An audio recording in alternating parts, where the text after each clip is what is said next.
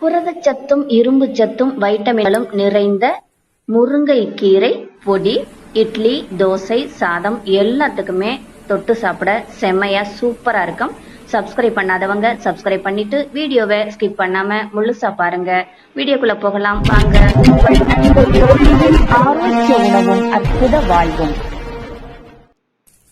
இப்ப நாம நல்லா சுத்தமான முருங்கைக்கீரைய ஃப்ரெஷ்ஷா மரத்துல இருந்து ஒடிச்சு எடுத்துக்கலாம். நல்லா ஒரு கைப்பிடி அளவுக்கு இனுக்கா ஒடிச்சு எடுத்துட்டு வந்தாச்சு.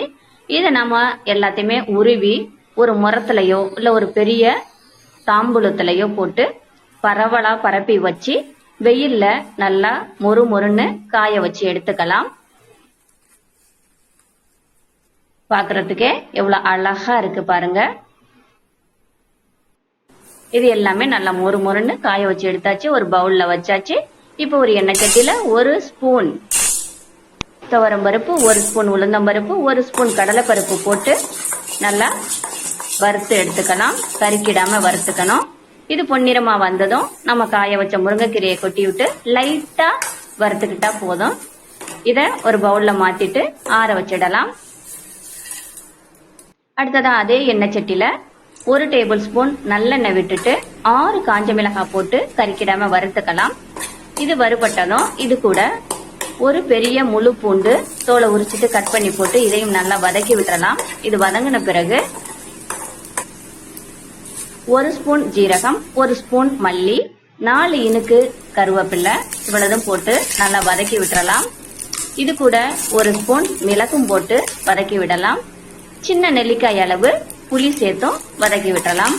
எள்ளு இருந்துச்சுன்னா கருப்பு எள்ளு, வெள்ளை எள்ளு எதுவே இருந்தாலும் ஒரு ஸ்பூன் அளவுக்கு சேர்த்துக்கலாம். சேர்த்துட்டு எல்லாத்தையுமே நல்லா வதக்கி ஆற வச்சுட்டு இதை அப்படியே மிக்ஸி ஜார்ல போட்டு ஃபர்ஸ்ட் குறகுறப்பா அரைச்சிக்கலாம்.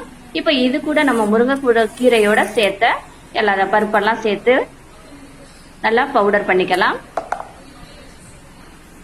நல்லா சூப்பரா பவுடர் பண்ணியாச்சு. இதை நம்ம ஒரு பவுல்ல மாத்திக்கலாம். நல்லா எவ்வளவு பொலப்பொலன்னு உதிரியா வந்திருக்கு பாருங்க.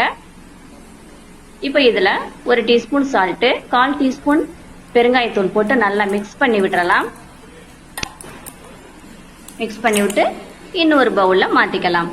சூப்பரா இருக்கு. இட்லி, தோசை, சாதம் எல்லாத்துலயும் போட்டு நல்லெண்ணெய் சேர்த்து அப்படி மிக்ஸ் பண்ணி அப்படி சாப்பிட்டோம்னா செமையா சூப்பரா இருக்கும். இந்த வீடியோ உங்களுக்கு பிடித்திருந்தால் லைக் பண்ணுங்க, ஷேர் பண்ணுங்க, சப்ஸ்கிரைப் பண்ணுங்க. மறக்காம பக்கத்துல உள்ள பெல் ஐகானை கிளிக் பண்ணுங்க. எப்படி இருக்குன்னு கமெண்ட்ல சொல்லுங்க. தேங்க்யூ.